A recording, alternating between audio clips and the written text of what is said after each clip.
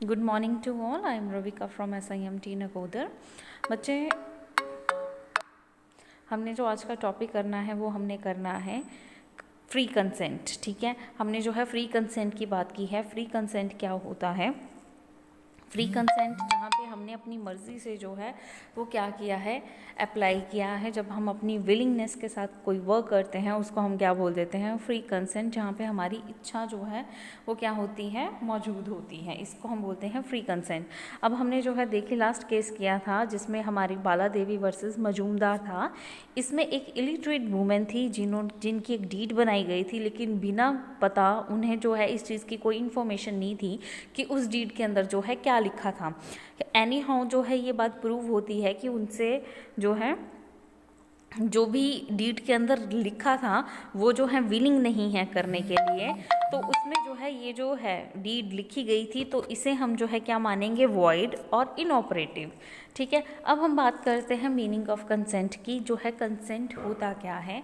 अब बोलते हैं अकॉर्डिंग टू सेक्शन 13, जो हमारा सेक्शन 13 है वो ये कहता है कि दो या दो से ज़्यादा पर्सन्स होते हैं उन्हें हम कहते हैं कि वो कंसेंट में है जब वो एग्री होते हैं सेम चीज़ के ऊपर सेम सेंस में। उस चीज़ को हम क्या बोल देते हैं, फ्री कंसेंट या कंसेंट। यानी कि जहाँ पे दो लोग अपनी मर्जी के साथ, अपनी विलिंगनेस के साथ जो है कोई भी काम करने के लिए रेडी हैं, उस चीज़ को हम क्या बोल देते हैं, हमारे पास कंसेंट। ठीक है, इसका मतलब है कि ये जो है परफेक्ट आइडेंटिटी है हमारे माइंड की, कि हमें पता है कि हम क्या काम कर रहे हैं और किस लिए कर रहे हैं, और ये जो है किसके रिगार्डिंग है, हमारे सब्जेक्ट मैटर के रिगार्डिंग, कि उस कॉन्ट्रैक्ट का जो है क्या है।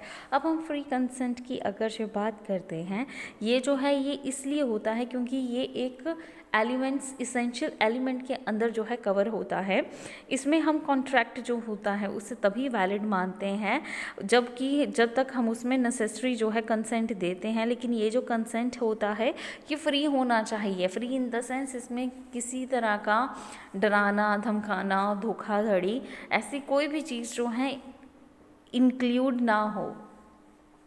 फ्री कंसेंट होता है जब आप अपनी मर्जी के साथ, अपनी इच्छा के साथ किसी को कुछ देना चाहते हैं या किसी कॉन्ट्रैक्ट में एंटर होना चाहते हैं बिना दबाव के, उसे हम क्या बोल देते हैं, फ्री कंसेंट।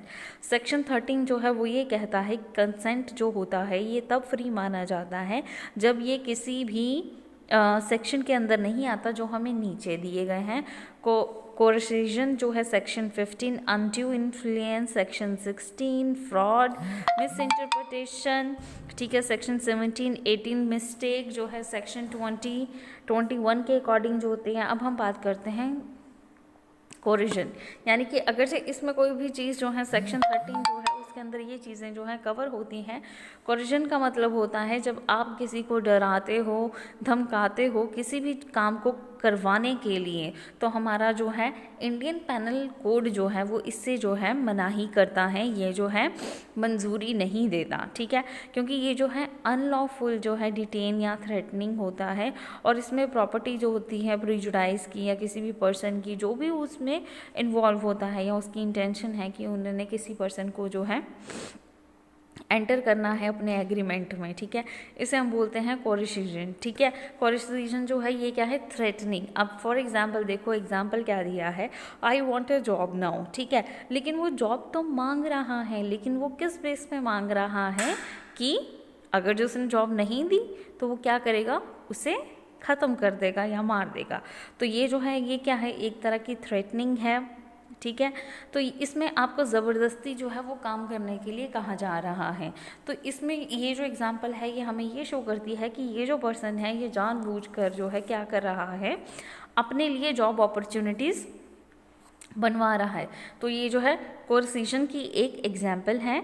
अगर फॉर एग्जाम्पल इस केस में अगर हमारे पास जो गन है वो नहीं होती या कोई भी थ्रेटनिंग इफेक्ट जो है वो नहीं होता, तो ये जो है ये क्या माना जाता, वैलिड कॉन्ट्रैक्ट, क्योंकि यहाँ पे दोनों अपनी मर्जी के साथ या अपनी जो है काबिलियत के साथ इस चीज़ को क्या करते हैं, देखते हैं। ठीक है, तो इसे हम बोल देते हैं कोर्सिजन। ठीक है, नेक्स्ट जो है डिसाइडेड केस ऑफ कोरिजन, मुत्था वर्सेस मुत्थू कारुप्पा। ठीक है। ये 1927 में केस किया गया था, ठीक है। एक एजेंट था जिसने जो है रिफ्यूज़ मीन्स उसने मना कर दिया था कि मैं हैंड ओवर करूँगा अपनी अकाउंट्स बुक ऑफ बिजनेस को किसी न्यू एजेंट को, इंस्टेड ऑफ कि उसका प्रिंसिपल जो है यानी कि उसका जो बॉस है, ठीक है, उसकी सारी की सारी लाइबिलिटीज़ जो है वो ख़त्म नहीं करता।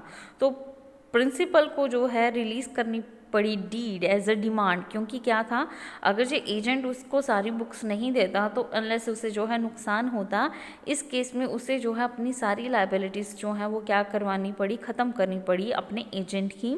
तो इसमें प्रिंसिपल जो है उसने डीड दी, लेकिन कैसे, एज अ डिमांड, ठीक है, या फिरौती जिसे हम कहते हैं। तो ये जो रिलीज़ की गई थी डीड, ये जो है अंडर कोरिजन थी। तो इसमें जो है प्रिंसिपल का ऑप्शन था कि वो क्या करना चाहता है, ठीक है।